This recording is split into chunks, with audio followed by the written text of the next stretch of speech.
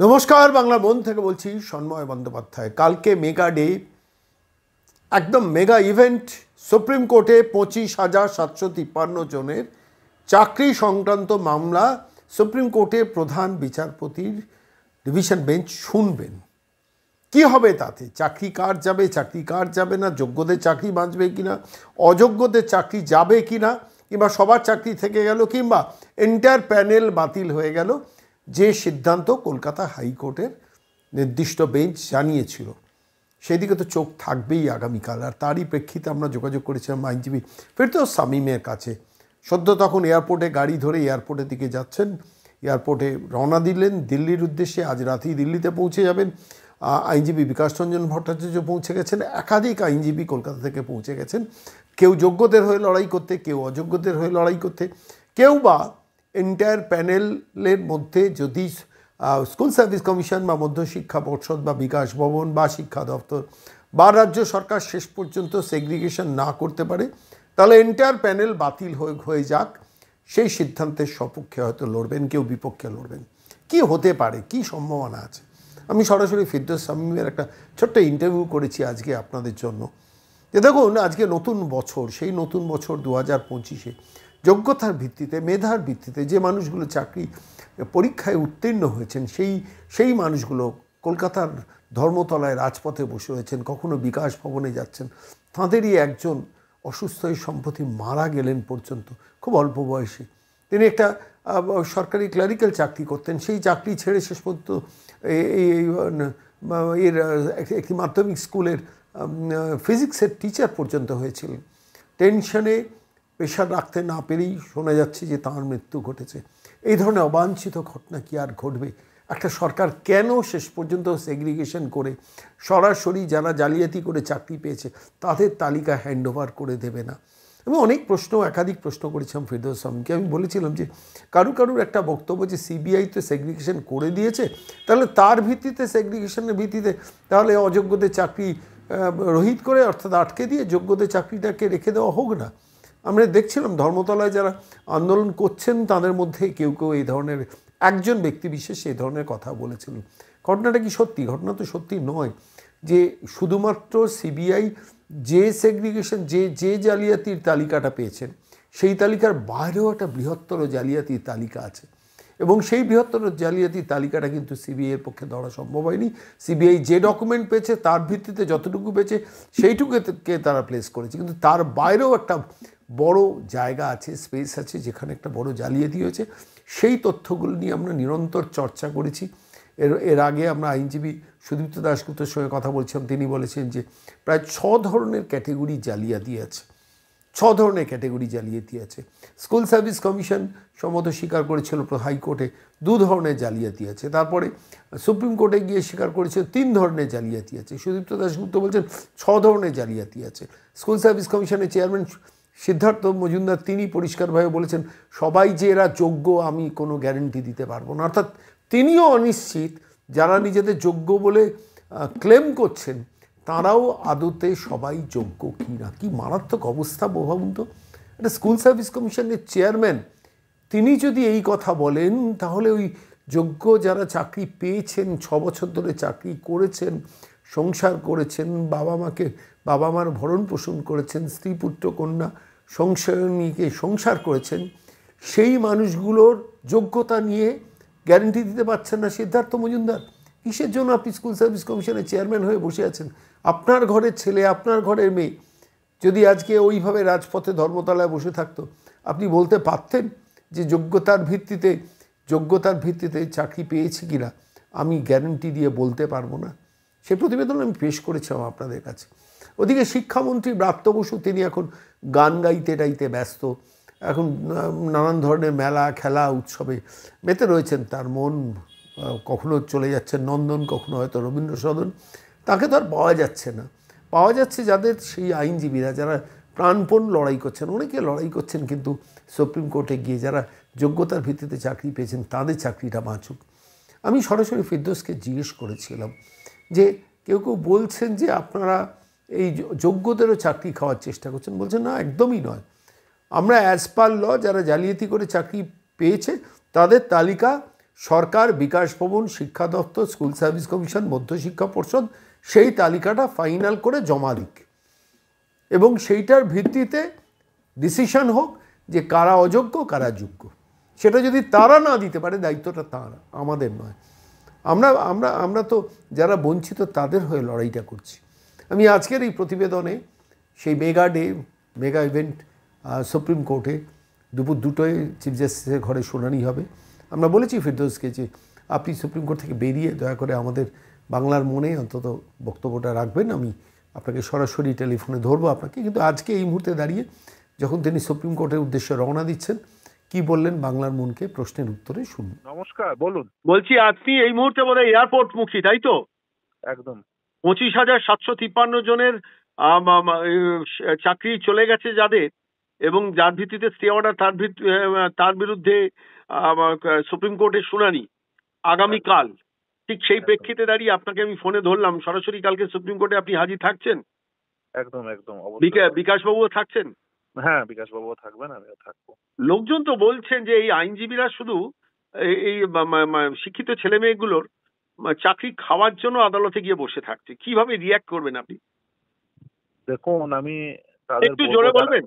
দেখুন, আমি তাদের বলবো যে যদি ধরুন এই মামলাগুলো না হতো, হ্যাঁ, ধরুন একটাও মামলা হলো না, তাহলে কি আজকে যে স্কুল সার্ভিস কমিশন বলছে যে 5,485 জনের ইললিগাল অ্যাপয়েন্টমেন্ট রয়েছে 2016 সালের সিলেকশন প্রসেসে, এটা কি স্কুল সার্ভিস কমিশন কোথাও শতপ্রণোদিত হয়ে বলে তাদের সার্ভিস টার্মিনেট করতো? আমার সিম্পল প্রশ্ন তাদের কাছে। আচ্ছা, West Bengal board of secondary education যে বলছে 5,189 জনের ইললিগাল অ্যাপয়েন্টমেন্ট রয়েছে, এইটা কি তারা কখনো শতপ্রণোদিত হয়ে বলতো? আচ্ছা, মমতা বন্দ্যোপাধ্যায় তিনি কোথাও শতপ্রণোদিত হয়ে বলতেন বা বলছেন যে এতগুলো ইললিগাল অ্যাপয়েন্টমেন্ট হয়ে গেছে, আমি তাদের স্থলে অন্যজনের যারা যোগ্য তাদের চাকরি দেব এবং এদেরকে বের করে দেবো? উল্টে কি বলছেন মমতা বন্দ্যোপাধ্যায়? যে একজনেরও চাকরি যাবে না, কিন্তু কাদেরকে চাকরি দেবো সে কথা বলছেন না। আচ্ছা, একজনেরও কেন চাকরি যাবে না? যারা সাদা খাতা জমা দিয়ে চাকরি পেলো তাদের কেন চাকরি থাকবে? আচ্ছা, যারা র্যাঙ্ক জাম্প করে পিছনের থাকা ব্যক্তি যারা চাকরি পেলো তাদের চাকরি বহাল থাকবে, আর যারা আগে থাকা ব্যক্তি যারা অধিকতর নাম্বার পেলো তারা কেন চাকরি পাবেন না? এবার আসি যে কেন এই কথা বলছেন। আসলে এদের কনসার্ন অন্য জায়গায়, কারণ বিভিন্ন জন বিভিন্ন ভাবে বেনিফিশিয়ারি হয়ে আছেন। কিছু জন চাকরি পেয়ে এই যে 5,485 যে সংখ্যাটা এসএসসি বলছে, আমরা এই সংখ্যা অনেক বেশি, এবং শুধু তাই না, এখনো পর্যন্ত এই যে সংখ্যা শুধু বলে ক্ষান্ত থাকলে হবে। আমি আপনাকে এখানে একটু থামাচ্ছি। আপনাদের হিসেবে আনুমানিক অযোগ্য বা চাকরি চলে যাওয়ার সংখ্যাটা কত হতে পারে? দেখুন, এই সংখ্যাটি এক্সাক্ট বলা কারণ এক্সাক্ট চাইছি না, কিন্তু আমি বলছি নট লেস দ্যান একটা সংখ্যা বলুন না। দেখুন, আমার যদি বলেন, আমার পারসেপশন যদি বলেন, মোর দেন 50% অর নিয়ার অ্যাবাউট 50%। তার কারণ কেন বলছি, কতগুলো কারণ আছে। দেখুন, আমরা যেগুলো আইডেন্টিফাই করতে পেরেছি তার বাইরেও বেশ কিছু ইললিগালিটিস ইররেগুলারিটিস রয়েছে। যেমন ধরুন, এই যে যখন ধরুন জাস্টিস দেবাংশু বসাকের ঘরে এই মামলাগুলো চলছিল, তখন কিন্তু বেশ কিছু রিট পিটিশন পেন্ডিং ছিল, যেগুলোতে অন্য আদার ইস্যু ছিল, যেমন রেশিও ভায়োলেশন। এই রেশিও ভায়োলেশন মামলাটা কখন হয়েছিল? যখন after expiry of the panel, যখন 2022 সালে জাস্টিস অভিজিৎ গঙ্গোপাধ্যায় নির্দেশ দিলেন merit list with breakage of marks প্রকাশ করার, তখনই জানা গেল যে কিভাবে রেশিও ভায়োলেট করে ইন্টারভিউ লিস্টে তারা লেস মেরিটোরিয়াস ক্যান্ডিডেটকে স্থান দিয়েছিল এবং তাকে ইন্টারভিউ বেশি মার্কস দিয়ে তাকে। আমি এই লজিকটা বুঝলাম ফিরদৌস দা, আরেকবার থামাচ্ছি আপনাকে। আমি আপনার লজিকটা বুঝলাম, কিন্তু আপনি আমাকে বলুন, সেটা হচ্ছে এখনো পর্যন্ত অ্যাজ অফ ডেট আজকে 14ই জানুয়ারি, মানে এতে 2025, আপনি অ্যাজ অফ নাও আজকে পর্যন্ত আপনাদের হাতে স্ট্যাটিস্টিক্যালি কত সংখ্যক অযোগ্য আছে, অর্থাৎ জালিয়াত আছে, যারা ঢুকে বসে আছে এই 25,753 মধ্যে? আপনার পারসেপশন বলছে 50%, ঠিক আছে, মানলাম। আমি পারসেপশন, দেখুন আমি এটা পারসেপশন বলছি, কিন্তু আমি আপনাকে একটা ডেফিনিট অ্যান্সার, সেটা হচ্ছে এই প্রশ্নের উত্তর একমাত্র স্কুল সার্ভিস কমিশন দিতে পারবে। কেন এই কথা বলছি? যেমন না, আমি একটা উদাহরণ দিই তাহলে পরিষ্কার হয়ে যাবে। ধরুন ভ্যাকেন্সি ছিল 100টি, 110 জনকে অ্যাপয়েন্টমেন্ট দিয়েছে। এবার এই যে কোন 10 জনকে ভ্যাকেন্সির বাইরে গিয়ে অ্যাপয়েন্টমেন্ট দিয়েছেন সেই 10 জনকে আইডেন্টিফাই কে করে দেবে? School service commission. এইটা কখনোই আমার পক্ষে বা কারোর পক্ষে সম্ভব নয়। এই 10 জন ব্যক্তি যাদের ওই যে ইন্টারভিউ লিস্ট প্রকাশ করার 15 দিন আগে যে ভ্যাকেন্সি ছিল সেই ভ্যাকেন্সির বাইরে গিয়ে অ্যাপয়েন্টমেন্ট করা হয়েছে, এই তথ্য একমাত্র স্কুল সার্ভিস কমিশনের কাছে আছে, এই তথ্য একমাত্র রাজ্য সরকারের কাছে আছে। এই তারাই শুধুমাত্র আচ্ছা, আমি আরেকটা কথা বলি, যারা যোগ্য, যারা রাস্তায় রাজপথে বসে আছে, যাদের প্রতি সরকার সদয় হচ্ছে না, তাদের একটা এক্সপেকটেশন যে আইনজীবীদের কাছে, যে আইনজীবীরা একটু মানবিকভাবে আমাদের কথাগুলো ভাবুন। আপনাদের ভাবার কোনো জায়গা নেই, সেটা আমিও জানি, কারণ আপনারা তো আইনটা যাতে মেনটেন হয় তার জন্য লড়ছেন, কারু চাকরি খাওয়ার জন্য তো লড়ছেন না, মানে যোগ্যদের চাকরি খাওয়ার জন্য লড়ছেন না, সেটা আমি বুঝি। আমাকে একটা কথা বলুন, একটা ন্যারেটিভ তৈরি করার চেষ্টা হচ্ছে যারা যোগ্য রাস্তায় বসে আছেন ধর্মতলায়, তারা কেউ কেউ চিৎকার করে এটা বলছেন, আরে সিবিআই তো বলে দিয়েছে এতজনের মধ্যে অ্যানোমালি আছে, সুতরাং সেইটাকে বেস লাইন ধরলে অসুবিধে কোথায়? সেটা বেস লাইন ধরলেই তো বাকিদের চাকরিগুলো বেঁচে যায়। এটা কি ঠিক? একদমই, মানে শুধু ভুল বলবো না, সাংঘাতিক ভাবে। কেন কেন কেন এই কথাই বলি, তার কারণ হচ্ছে সিবিআই কি তদন্ত করেছে? সিবিআই ক্রিমিনালিটি তদন্ত করেছে। সিবিআই ধরুন ওএমআর শিটে একজনের প্রাপ্ত নাম্বার 0, তাকে 53 করা হয়েছে, সিবিআই সেটা অ্যাসেস করতে পেরেছে। ধরুন after expiry of the panel, rank জাম, out of the panel assess করতে পেরেছে, কিন্তু রেশিও ভায়োলেশন হয়েছে।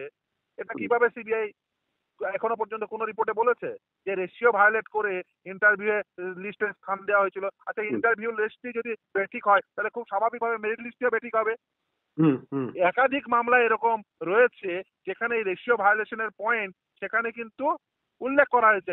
যেহেতু মহামান্য বিচারপতি এই পুরো সিলেকশন প্রসেসটি তিনি স্যাটিসফাইড করে দিয়েছেন, যতক্ষণ পর্যন্ত না এই ইন্টারভিউ লিস্ট ঠিক হচ্ছে ততক্ষণ পর্যন্ত মেরিট লিস্ট কি করে ঠিক হবে?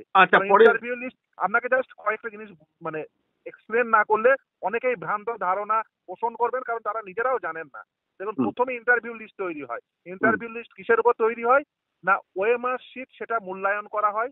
মূল্যায়ন করে তার সেটাতে প্রাপ্ত নাম্বার, তারপরে তার একাডেমিক কোয়ালিফিকেশন এবং প্রফেশনাল কোয়ালিফিকেশনের নাম্বার যোগ করে সেখান থেকে জোন অফ কনসিডারেশনে, অর্থাৎ 100টা ভ্যাকেন্সি থাকলে 140 জনকে ডাকবে, সেই জোন অফ কনসিডারেশনের মধ্যে এলে তার নাম ইন্টারভিউ লিস্টে তোলা হবে।